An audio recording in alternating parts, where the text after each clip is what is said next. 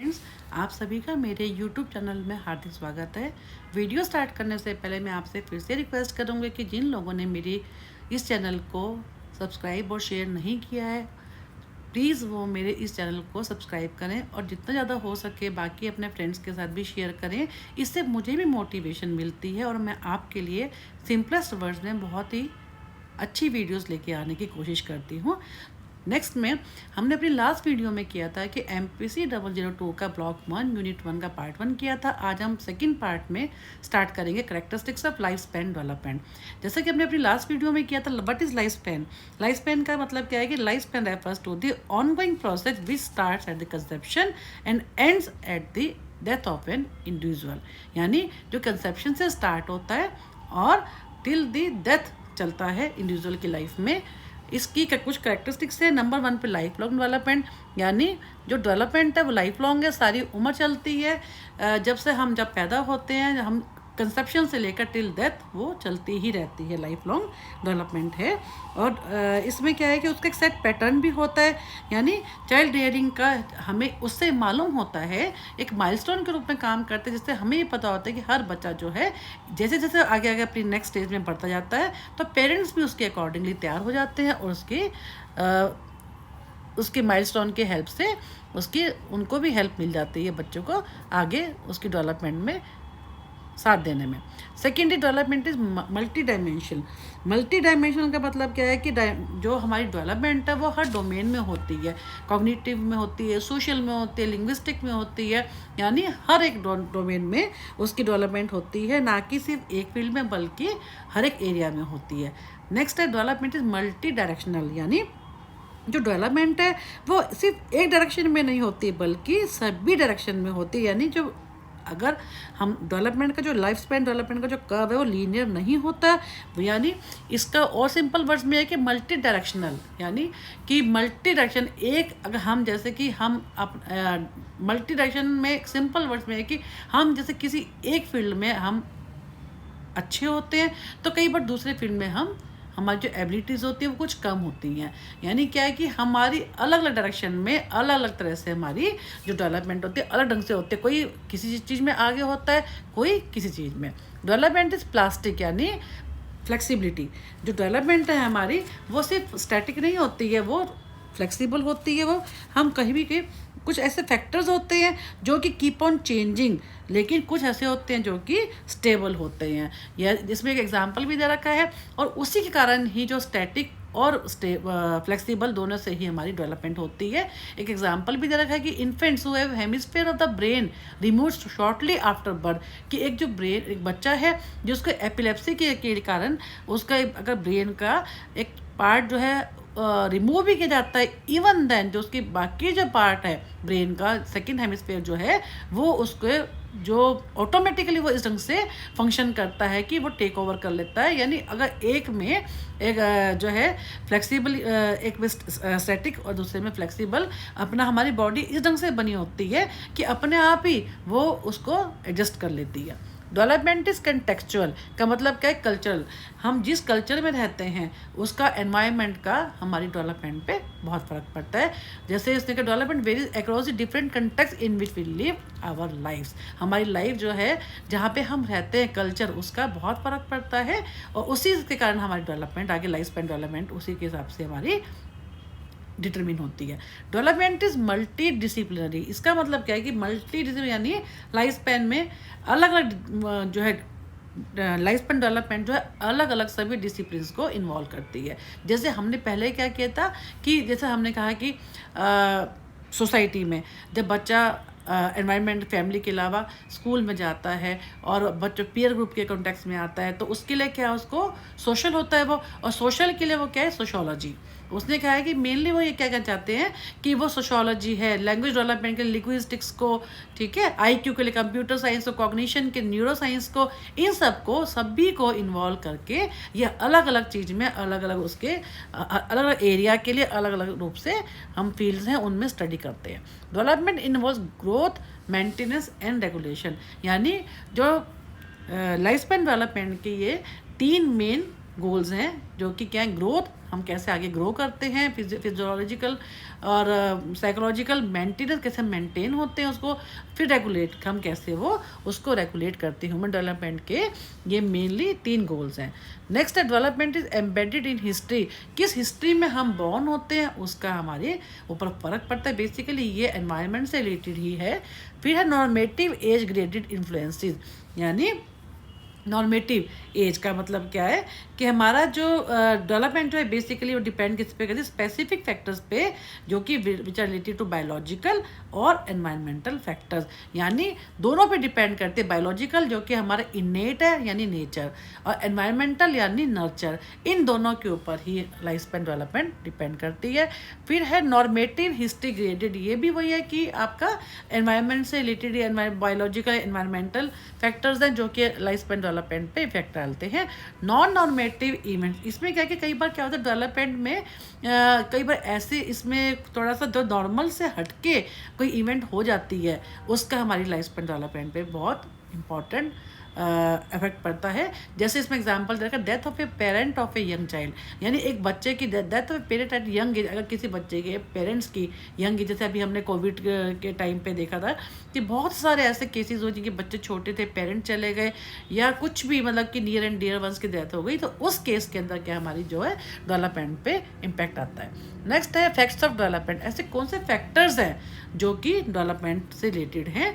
Number 1 पे early foundations are critical, यानी बच्चा जो है एक जन्म के बाद कैसी उसकी फाउंडेशन है, कैसा उसको जो घर जब पैदा होने वो फैमिली के कांटेक्ट में आता है, उसी से उसके हैबिट्स है, उसका बिहेवियर बनता है।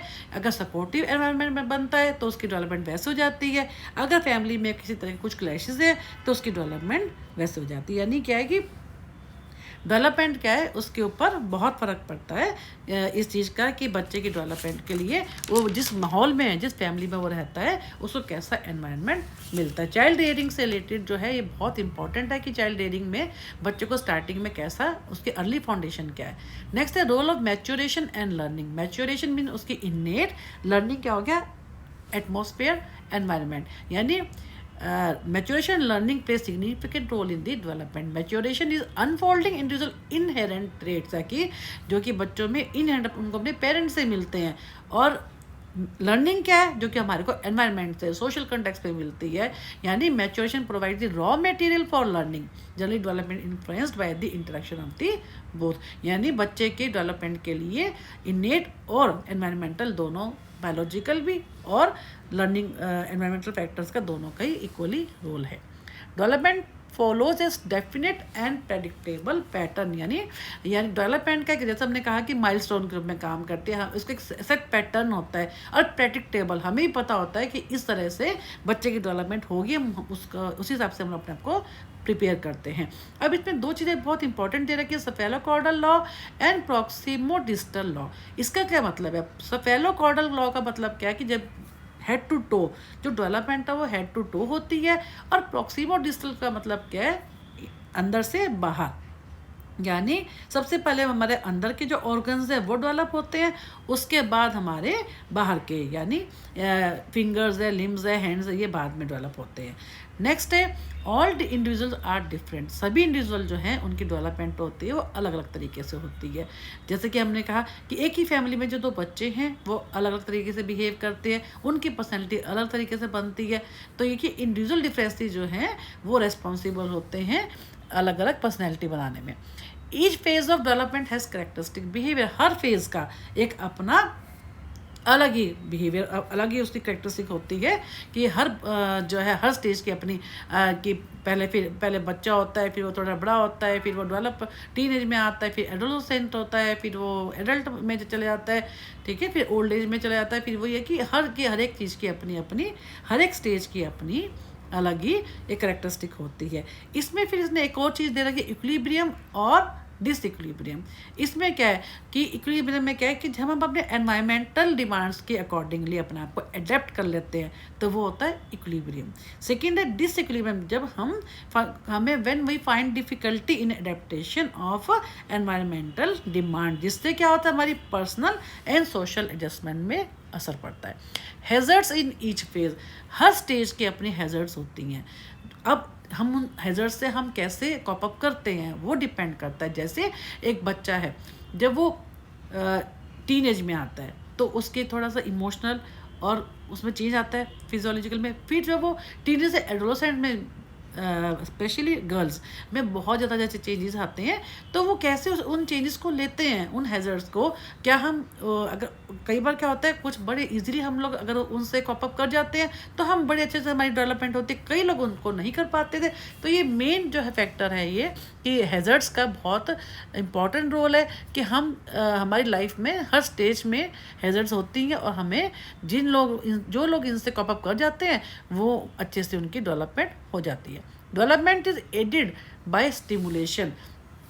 जैसे बच्चा है, कोई वो अच्छा काम करता है, उसको रिवॉर्ड देते हैं तो वो डेवलपमेंट उसकी बहुत अच्छे से होती है। और अगर उस बच्चे के जिसको हम डांटते रहते हैं, कोई अगर वो अच्छा काम भी करता है उसको मोटिवेशन नहीं देते, तो ये कि डेवलपमेंट पे रिवॉर्ड्स का भी, स्टिमुलेशन का भी बहुत इम्पैक्ट होता है। Cultural changes affect the development. जिस कल्चर में हम लोग रहते हैं उसका भी हमारी डेवलपमेंट पे बहुत फ़र्क पड़ता है।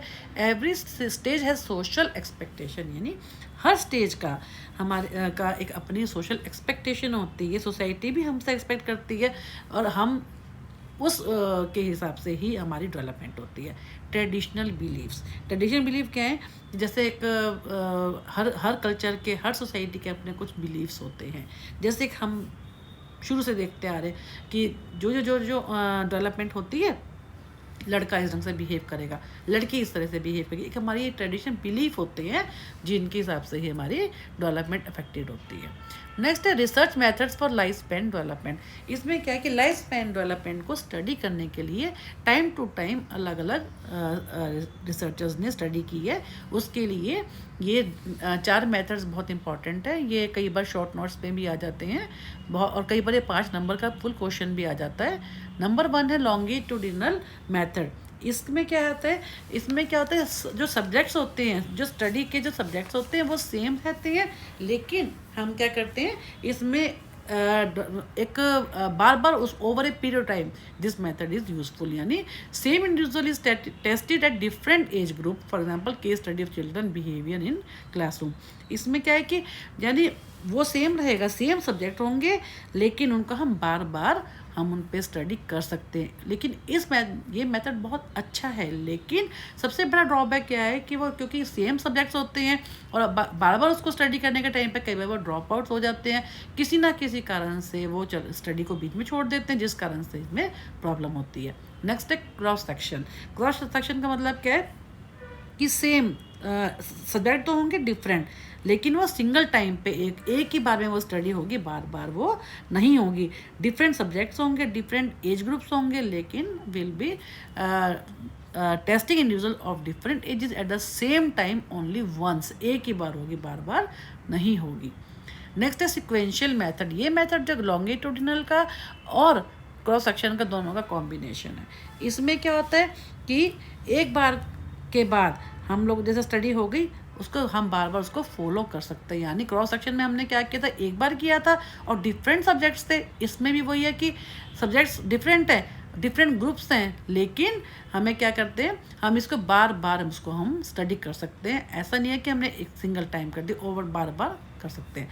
नेक्स्ट टाइम लैग, यानी एक डिफरेंट सब्जेक्ट हैं, डिफरेंट एज ग्रुप्स हैं, लेकिन उनको हम कुछ समय के बाद, एक टाइम पीरियड के बाद, एक लंबे समय के बाद हम फिर से स्टडी कर सकते हैं। इसमें सब्जेक्ट भी डिफरेंट होते हैं, उनका ग्रुप्स भी डिफरेंट होता है। तो ये हो गया हमारे रिसर्च मेथड। नेक्स्ट है ऑब्स्टेकल्स।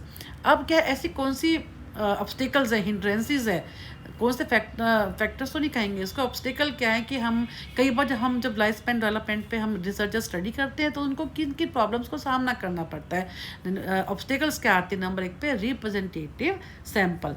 यानी रिप्रेजेंटेटिव सैंपल का मतलब क्या है कि कई बार रिसर्चर को सैंपल लेने में बहुत दिक्कत होती है। वो स्टडी करना चाहते हैं, लेकिन उन्हें जो जैसे एक मान लीजिए कोई स्टडी करनी है, कोई ओल्डर पीपल पे करनी है, एडल्ट्स पे करनी है, वुमेन पे करनी है, तो आराम से हो जाती है। अगर हमें किसी छोटे बच्चे पे स्टडी करनी है, इन्फेंट्स पे करनी है, न्यू बॉर्न्स पे करनी है, मेंटली रिटार्डेड पे करनी है, तो ये बहुत मुश्किल होता है। उनके साथ हम कैसे उस सैंपल को लें और कैसे उसके ऊपर स्टडी करें। तो उसमें सिलेक्शन जो है, क्योंकि सैंपल क्या होता है, sample is a representative of the whole population, ठीक है। तो रिप्रेजेंटेटिव जो सैंपल होता है ऐसा होना चाहिए जो कि बहुत सोच समझ के लेना चाहिए, जिससे हमारे कुछ जो रिजल्ट्स मिलते हैं हम पूरी पॉपुलेशन के ऊपर उसको जनरलाइज कर सकें। नेक्स्ट है एस्टेब्लिशिंग रैपर्ड विद द सब्जेक्ट। ये बहुत इंपॉर्टेंट है। इसमें क्या होता है, कोई भी स्टडी करने से पहले रिसर्चर और सब्जेक्ट जो होता है उन दोनों में आपस में रैपर्ड होना बहुत ज़रूरी है। रैपर्ड का मतलब क्या है, उनको कंफर्ट जोन में लेके आना, जो सब्जेक्ट्स हैं उनको आराम से बिठाना, उनके साथ गुड रैपो को मेंटेन करना, ताकि जो इंफॉर्मेशन हम चाहते हैं वो हम सब्जेक्ट से निकलवा सकें। कई बार रैपर्ड अगर ठीक से नहीं बन पाती तो हमें ठीक से रिजल्ट नहीं मिलते। एप्रोप्रिएट मैथोडोलॉजी, इसमें क्या है, जो मैथोडोलॉजी है उसका बहुत बड़ा रोल है कि हम जो मैथोडोलॉजी लेते हैं वो हम क्या यूज़ कर रहे हैं। कई बार क्या होता है कि क्या प्रॉब्लम रहती है, हमें जो रिसर्चर है उसका पता ही नहीं होता कि वो कौन सी मैथोडोलॉजी को यूज़ करें। अगर जैसे उसमें कल्चर फैक्टर भी इम्पैक्ट डालते हैं, लिंग्विस्टिक जो है प्रॉब्लम्स वो भी होती हैं। तो ये मेन है कि आप जो मैथोडोलॉजी है वो बहुत सोच समझ के यूज़ करें। कई बार रिसर्चर को, स्टडी करने वाले को मैथोडोलॉजी का बारे में ज़्यादा जानकारी नहीं होती है, जिस कारण से हमारे जो है वो हमारी जो लाइफ स्पैन डेवलपमेंट की स्टडी में बहुत बड़ी प्रॉब्लम आती है।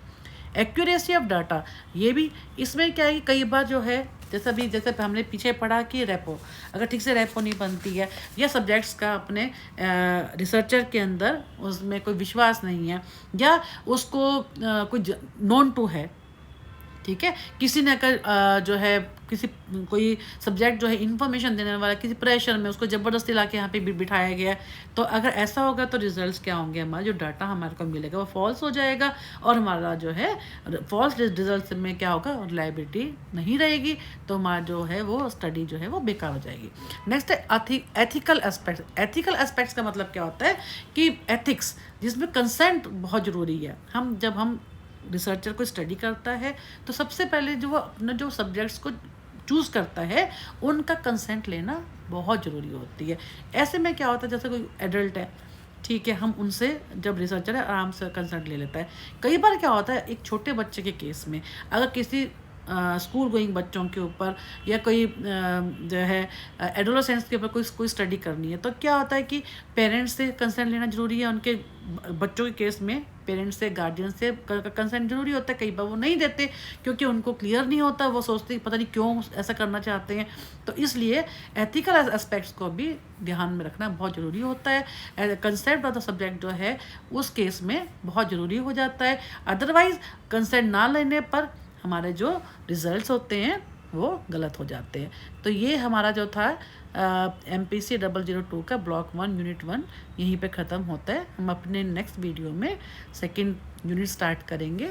मैं आपसे फिर से रिक्वेस्ट करती हूँ कि आप मुझे मोटिवेट करने के लिए जितना हो सके सब्सक्राइब करें मेरे चैनल को। इससे मुझे बहुत मोटिवेशन मिलती है और मैं आप लोगों के लिए जल्दी जितना हो सके सिंपल वर्ड्स में लेके आती हूँ वीडियोज़।